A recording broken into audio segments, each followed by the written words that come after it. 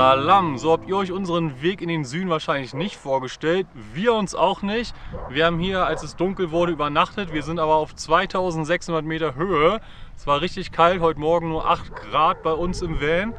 Da ist schon so Schnee auf den Bergen, also mal wieder spannend, wie viele Seiten der Iran so hat.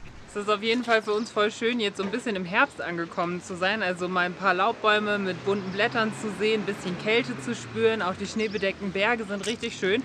Aber wir freuen uns dann auch wieder in den Süden zu fahren, wo es wieder wärmer ist, weil heute Nacht im Van war es schon richtig kalt.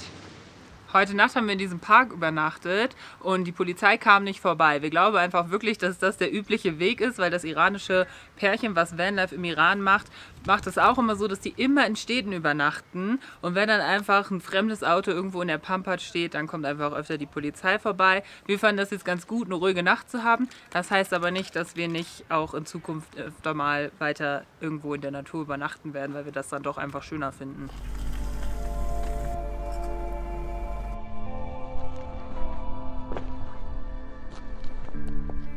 Und typisch iranisch frühstücken wir natürlich auf unserer Decke hier im Park, da wo man sich dann so hinsetzt.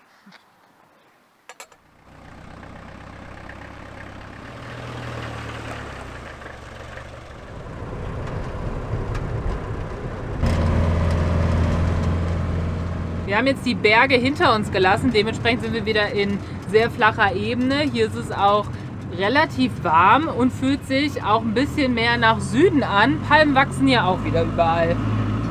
Wir wollten jetzt schnell auf dem Weg noch unser Internet aufladen. Bei so einem Dorf, in so einem Iran-Shop, den wir zufällig gesehen haben, wurden jetzt direkt wieder von irgendwelchen Mädels eingeladen. Total sweet.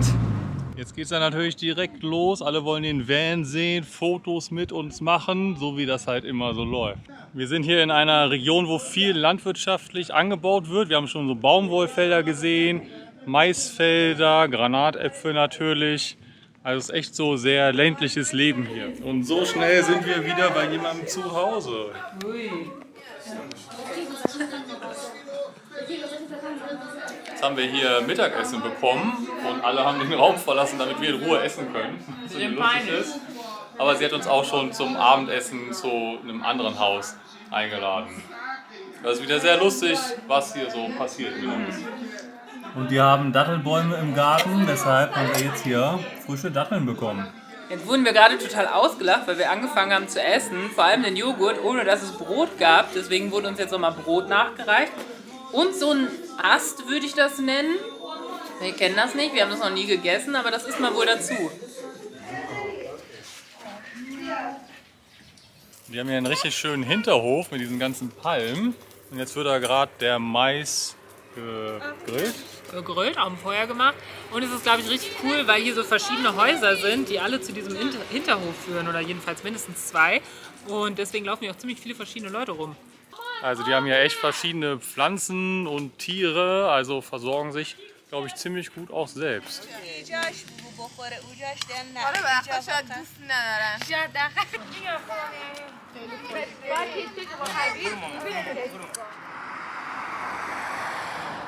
So, jetzt gehen wir quasi zum 3. Mal eine Van-Tour, weil es kommen immer wieder neue Leute an und die wollen natürlich alle immer den Van sehen.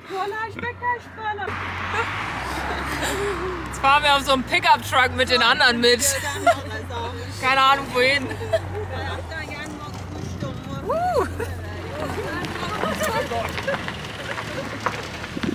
Oh Gott! Yay!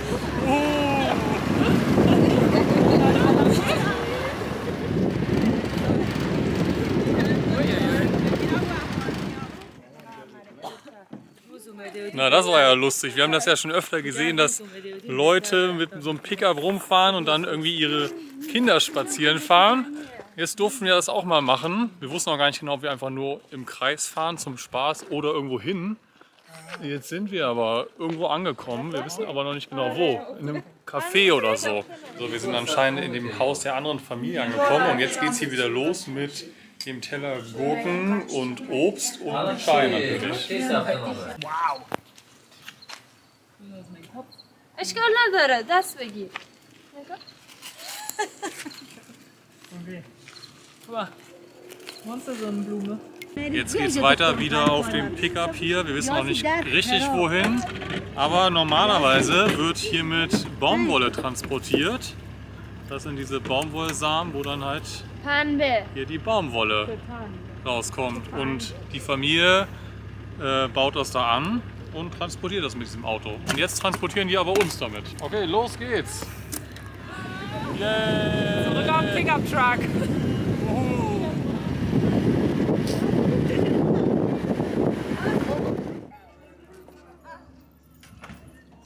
Wir sind jetzt wieder in dem ersten Haus und es ist inzwischen 10, also eigentlich würden wir langsam schlafen gehen.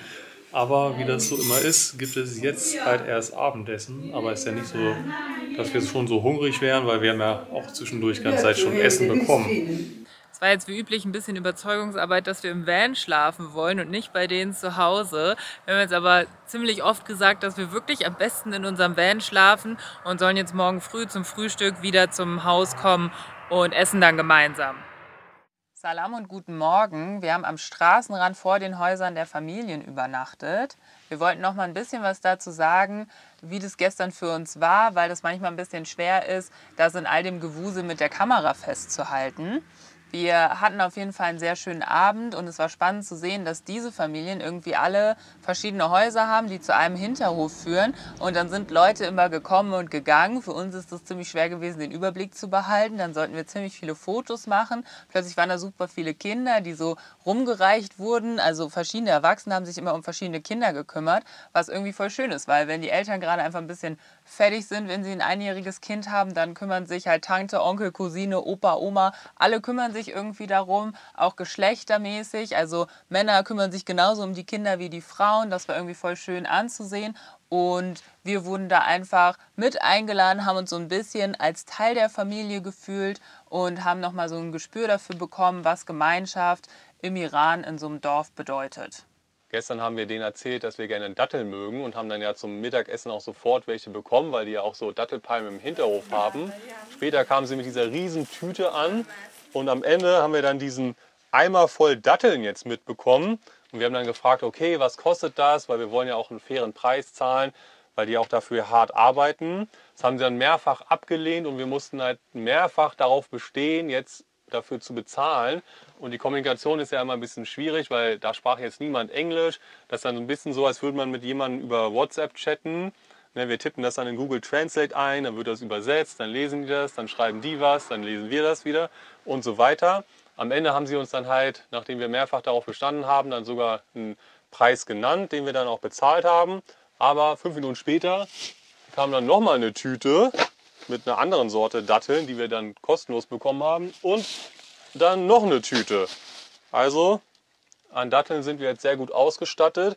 Aber ist ja auch ein guter Snack für die Fahrt, besonders wenn wir dann mit der Polizeieskorte dann da durch Pakistan fahren werden. Das war jetzt auch das erste Mal, dass wir von Frauen eingeladen worden sind, die diese schwarzen Umhänge tragen. Sonst dachte ich ehrlich gesagt immer, die sind ein bisschen konservativer, ein bisschen zurückhaltender, was Leute aus dem Westen angeht und laden die vielleicht nicht unbedingt ein. Aber ich glaube, hier ist es einfach auf dem Dorf so, dass Frauen ab einem gewissen Alter diese Umhänge tragen und es sagt gar nicht so was darüber auf, wie religiös die jetzt sind oder sowas, sondern man macht das hier einfach so. Und witzig ist ja immer noch, dass ich eigentlich nur in einen Iran-Shop gegangen bin, um unser Internetguthaben aufzuladen und sich dann ziemlich schnell eine Traube aus jungen Frauen um mich gebildet hat, wir mit Google Translator da irgendwie versucht haben zu kommunizieren. Und ich glaube, vor ein paar Monaten wäre ich da reingegangen und wäre dann halt wieder weggegangen, weil die Kommunikation so schwierig ist. Und inzwischen ist es so, dass wir da einfach total offen sind und dann so sind, ja, hier ist mein Handy, hey, lass uns quatschen und dann klappt so. Und jetzt werden wir gerade zum Frühstück eingeladen. Good morning. Soup, salam, subhane. Food? Are. Okay, merci. Okay, okay, Frühstück.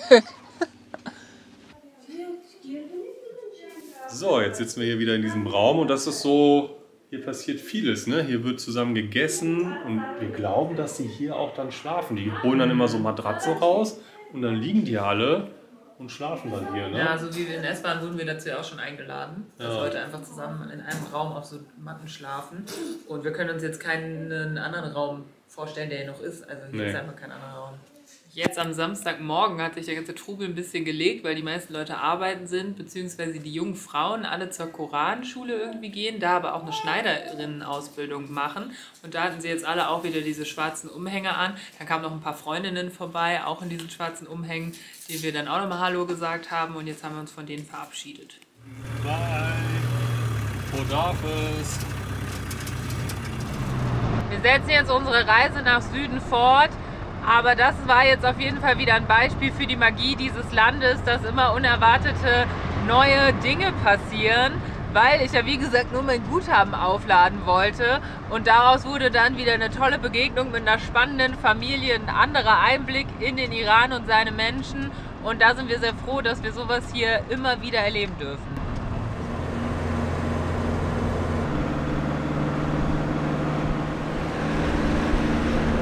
Könnte jetzt hier auch irgendwo am Mittelmeer sein. Sieht aus wie in Spanien, abgesehen davon, dass hier halt manchmal Moscheetürme sind und keine Kirchentürme, aber Palmen und schöne Häuser und Hotels an der Strandpromenade gibt es da ja auch überall.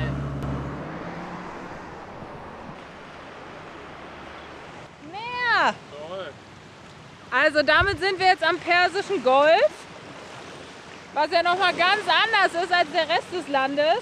Auch sehr viel heißer hier. Aber wir sehen Boote im Iran. Hammer.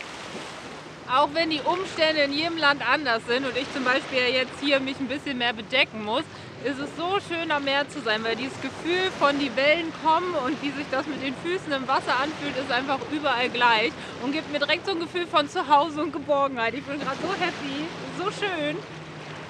Und dann gibt es hier nämlich mehrere Inseln, auf die wir wollen. Einmal Keshem, das ist so eine größere Insel, ich glaube, die ist fast so 100 Kilometer lang. Da können wir auch mit dem Van rüber. Und dann gibt es so eine kleine Insel, Hormuz. Und da kann man so einmal rumfahren. Das sind, glaube ich, so ein bisschen über 20 Kilometer. Und die soll landschaftlich richtig spannend sein. Da kann man nicht mit dem Van rüber. Da müssen wir dann, oh, das sind meine Schuhe, zelten.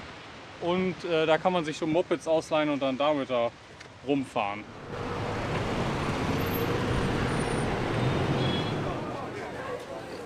Und jetzt sind wir noch auf dem Markt Gemüse und so kaufen und voll im Stadtgewusel. Oh.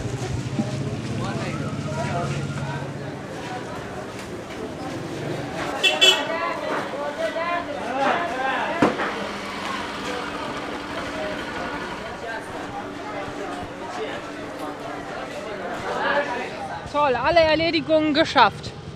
Jetzt kannst du auf die Insel gehen. Ich habe übrigens voll das Gefühl, dass Marianne und ich das so langsam ein bisschen besser raus haben, wann wir in den Trubel der Stadt wollen und das auch irgendwie ganz spannend dann finden und wann es wieder Zeit ist, sozusagen, okay, zurück zur Natur, eine Woche irgendwo ganz alleine sein, ohne mit vielen Menschen zu reden, weil jetzt gerade war es wieder voll cool, aber es gibt ja auch Momente, wo man dann halt in der Stadt ist und einfach gar nicht mehr kann und einem das alles zu viel ist und da ist es auf jeden Fall wichtig, wenn man so auf Reisen lebt, eine gesunde Balance zu finden, die zu einem passt.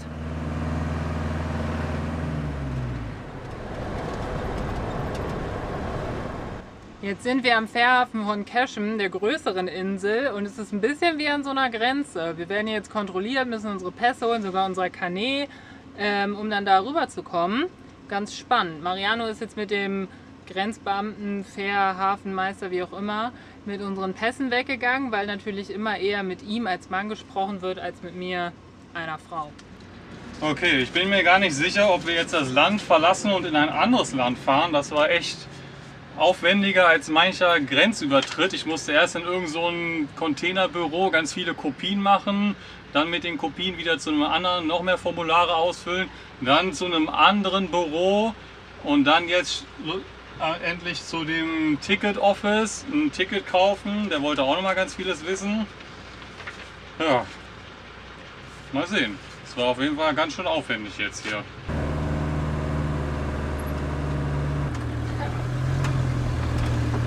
Oh Gott.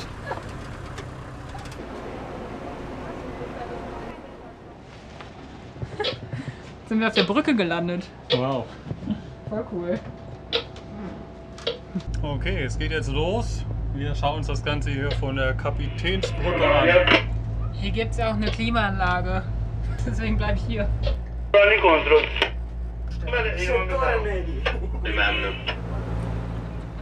Also wir freuen uns echt jetzt hier am Persischen Golf zu sein. Wir hatten ja jetzt sehr viel Wüste und leere Landschaft und Trockenheit im Iran. Deshalb ist es toll, jetzt nochmal was komplett anderes hier zu entdecken. In der nächsten Episode machen wir eine Runde um die Insel. Und treffen erneut unsere neuen Lieblingstiere, Kamele. Die denken, das kann man essen. Das aber im nächsten Video. Also vielen Dank fürs Zuschauen erstmal. Wir freuen uns, dass ihr alle dabei seid. Khodafis und bis nächste Woche.